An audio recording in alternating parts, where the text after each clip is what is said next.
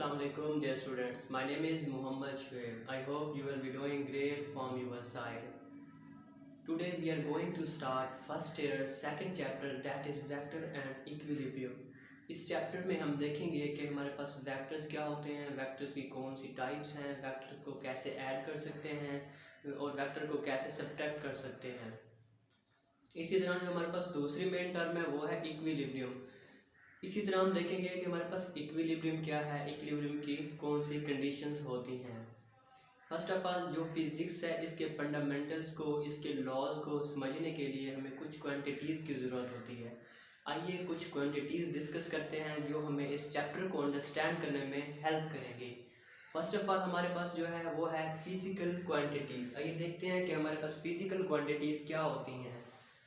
The quantities which can be measured are called physical quantities. ऐसी quantities जिनकी measurements हम कर सकते हैं वो हमारे पास physical quantities कहलाती हैं। For example, मैं कहता हूँ मैं सुबह उठा और मैंने 2 किलोमीटर वॉक की। 2 किलोमीटर क्या है, एक डिस्टेंस है। हमारे पास डिस्टेंस मैं एक स्पेसिफिक वैल्यू बता रहा हूँ 2 किलोमीटर्स, जो कि है हमारे पास एक फिजिकल क्वांटिटीज़। इसी तरह हमारे पास वक्त हो गया, टाइम। हम अगर किसी से पूछें तो बताता है, फॉर एग्जांपल वो बताता है कि 12 बज के इतने मिनट्स हो गए हैं, एक स्पेसिफिक वैल्यू होती है, तो वो भी हमारे पास एक फिजिकल क्वांटिटीज़ है। आइए देखते हैं इसकी कौन कौन सी एग्जांपल्स हैं। जैसे फोर्स हो गई, जैसे हम कहते हैं कि 10 न्यूटन फोर्स, 8 न्यूटन फोर्स, इस तरह एक 8 10 हमारे पास क्या है, एक स्पेसिफिक वैल्यूज़ हैं, स्पेसिफिक वैल्यूज़ ऑफ मेजरमेंट्स हैं। इस वजह से ये जो फोर्स है हमारे पास ये एक फिजिकल क्वांटिटीज़ है। इसी तरह डिस्टेंस मैंने एक्सप्लेन कर दिया, ये भी एक फिजिकल क्वांटिटी है। टाइम ये भी एक फिजिकल क्वांटिटी है। और जो दूसरी क्वांटिटीज़ होती हैं इनके अलावा वो हमारे पास जिनकी हम मेजरमेंट्स नहीं कर सकते वो होती हैं non physical quantities. For example मैं एक स्टूडेंट को कहता हूँ कि आपकी माँ आपसे कितना प्यार करती हैं, तो वो क्या बताएगा, वो बताएगा कि बहुत ज़्यादा। कितना ज़्यादा, नो स्पेसिफिक वैल्यू। इसी तरह मैं दूसरे स्टूडेंट से पूछता हूँ कि आपकी अम्मी आपसे कितना प्यार करती हैं, वो भी यही बताएगा कि बहुत ज़्यादा। सो हम देख रहे हैं there is no specific value which we can measure. So हमारे पास इस तरह की जो क्वांटिटीज़ होती हैं वो हमारे पास नॉन फिजिकल क्वांटिटीज़ होती हैं। आइए देखते हैं हमारे पास फिजिकल क्वांटिटीज़ की कौन सी टाइप्स हैं। बेसिकली फिजिकल क्वांटिटीज़ की दो मेन टाइप्स हैं। First one is scalar and second one is vector. Again हम देखते हैं कि हमारे पास स्केलर क्या होते हैं और वेक्टर क्या होते हैं। जी हम देख लेते हैं कि हमारे पास स्केलर क्या होते हैं। Scalar, a physical quantity which have magnitude only is called scalar quantity.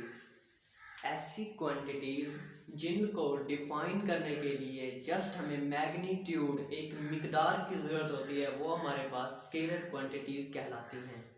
For example हमारे पास टाइम, अगर कोई हमसे टाइम पूछे तो हम एक एग्जैक्ट वैल्यू बता देते हैं, जैसे 1 PM 2 PM एक जस्ट वैल्यू है, जैसे 1 2 3 ये एक मैग्नीट्यूड है, जस्ट कंप्लीट हो गई बात के 1 PM। हमें इनको डिस्क्राइब करने के लिए जस्ट मैग्नीट्यूड की ज़रूरत होती है। दूसरी हमारे पास होती हैं वेक्टर्स क्वांटिटीज़। आइए देखते हैं कि वेक्टर क्वांटिटीज़ क्या होती हैं। Vector quantity, a physical quantities which have both direction and magnitude as well are called vectors quantities. ऐसी क्वांटिटीज़ जिनको डिफाइन करने के लिए हमें मैग्नीट्यूड के साथ साथ डायरेक्शन की भी ज़रूरत हो, वो हमारे पास होती हैं वेक्टर्स क्वांटिटीज़।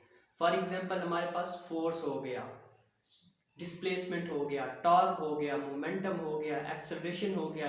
इनको डिफाइन करने के लिए इनके मैग्नीट्यूड के साथ साथ हमें डायरेक्शन की भी ज़रूरत पड़ती है, तो ये हमारे पास हैं वेक्टर क्वांटिटीज़। फॉर एग्जांपल हमें कोई कहता है कि 10 न्यूटन फोर्स, जस्ट इतना बता दे, 10 न्यूटन मीन्स 10 एक क्या स्पेसिफिक वैल्यू है। अभी तक हमारे पास ये क्या है, एक स्केलर क्वांटिटी है।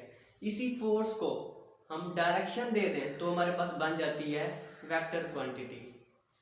तो स्केलर और वेक्टर में जो मेन डिफरेंस है वो जस्ट डायरेक्शन का है। मैग्नीट्यूड स्केलर में भी होता है, वेक्टर में भी होता है।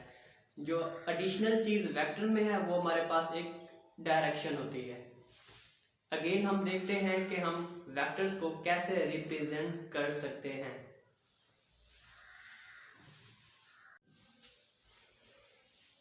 आइए देख लेते हैं हमारे पास वेक्टर रिप्रेजेंटेशन क्या होती है। वेक्टर को हम रिप्रेजेंट कैसे कर सकते हैं, ये कहलाती है वेक्टर रिप्रेजेंटेशन। जिस तरह पहले मैंने आपको बताया कि हमारे पास टू टाइप्स हैं क्वांटिटीज़ की। First one is scalar and second one is vector quantity. इन दोनों को आपस में डिफ्रेंशिएट करने के लिए हम वेक्टर रिप्रेजेंटेशन यूज़ करते हैं कि हम वेक्टर्स को स्केलर से कैसे डिफ्रेंशिएट कर सकें। वेक्टर रिप्रेजेंटेशन के हमारे पास बेसिकली दो तरीके होते हैं। First one is symbolically and second one is graphically. आइए हम देखते हैं कि हम वेक्टर्स को कैसे सिंबॉलिकली रिप्रेजेंट करते हैं। सिंबॉलिकल रिप्रेजेंटेशन, जैसे मेरे पास एक वेक्टर आ जाता है। फर्स्ट वे इसका है बोल्ड फेस लेटर्स। कोई भी हमें वेक्टर दिया गया हम उसको बोल्ड करके लिख दें तो हमें ये रिप्रेजेंट करेगा कि ये एक वेक्टर क्वांटिटी है। फॉर एग्जांपल मेरे पास एक वेक्टर है बी, इसको अगर मैं बोल्ड करके लिख दूं 2-3 बार इस तरह, तो ये हमें ये शो करेगा कि ये एक वेक्टर क्वांटिटी है। इसी तरह हम अगर हमारे पास अगर कोई और वेक्टर हो जैसे ए, इसको भी मैं बोल्ड करके लिख दूं इस तरह, तो ये भी मेरे पास एक वेक्टर क्वांटिटी है। तो दूसरा तरीका इसका एरो हेड लगा के। जैसे हमारे पास ये वेक्टर है बी, इसको अगर मैं बोल्ड ना करना चाहूँ तो इसके ऊपर एक एरो हेड लगा दो, तो ये डिनोट करेगा ये भी एक वेक्टर क्वांटिटी है। ये एरो हेड हम इस तरह भी लगा सकते हैं नीचे। इस तरह हमारे पास अगर ए हो, ए के ऊपर मैं एक एरो हेड लगा दूँ तो ये डिनोट करेगा ये एक वेक्टर क्वांटिटी है। जो दूसरा तरीका इसका है वो ग्राफिकल रिप्रेजेंटेशन। वेक्टर को ग्राफिकली रिप्रेजेंट करने के लिए हमें दो चीज़ों का ख्याल रखना होगा, एक वेक्टर की मैग्नीट्यूड और दूसरा वेक्टर की डायरेक्शन। वेक्टर की मैग्नीट्यूड को डिनोट करने के लिए हम एक स्ट्रेट लाइन यूज़ करते हैं जो कि length of the line show करती है मैग्नीट्यूड ऑफ द वेक्टर, और उसी लाइन के एंड पर हम एक एरो हेड लगा देते हैं जो कि डिनोट करता है डायरेक्शन ऑफ दिस वेक्टर। आइए देखते हैं हम एक लाइन और एरो हेड की मदद से एक वेक्टर को कैसे डिनोट करते हैं। फर्स्ट ऑफ ऑल मैं एक स्ट्रेट लाइन लगा देता हूँ, ये एक लाइन है और इसके एंड पे मैं एक एरो हेड लगा देता हूँ। यहाँ से लेकर यहाँ तक length of the line will show the magnitude of the vector and this arrow head will show the direction of the vector. So इसे मैं अगर कह देता हूँ कि ये वेक्टर ए है मेरे पास, ठीक है। इसी तरह अगर डायरेक्शन चेंज हो इस तरह भी हम शो कर सकते हैं, हम इस तरह भी शो कर सकते हैं। जिस तरफ हमारी डायरेक्शन हो तो एरो हेड का जो साइन है वो उसी डायरेक्शन में होगा। इस तरह भी शो कर सकते हैं, इस तरह भी शो कर सकते हैं। ये हमारे पास डिफरेंट वेक्टर है। इसको मैं बी कह देता हूँ, इसको सी कह देता हूँ, इसको ई कह देता हूँ, जो भी नाम रख लें आप लोगों की मर्जी है, ठीक है। ये था हमारे पास ग्राफिकल रिप्रेजेंटेशन ऑफ वेक्टर। आज के लेक्चर को मैं समराइज़ कर लेता हूँ। फर्स्ट ऑफ ऑल हमने इंट्रोडक्शन देखा कि वेक्टर्स क्या होते हैं, स्केलर क्या होते हैं, फिजिकल क्वांटिटीज़ को देखा, उसके बाद वेक्टर की रिप्रेजेंटेशन देखी, हम सिंबॉलिकली कैसे रिप्रेजेंट कर सकते हैं और ग्राफिकली कैसे रिप्रेजेंट कर सकते हैं। अगर आप लोगों को इस लेक्चर में कोई भी बात समझ नहीं आई तो आप कमेंट सेक्शन में पूछ सकते हैं। तो ये था हमारा आज का फर्स्ट लेक्चर। इंशाल्लाह फिर हाजिर होंगे एक नए लेक्चर के साथ। तब तक के लिए थैंक यू।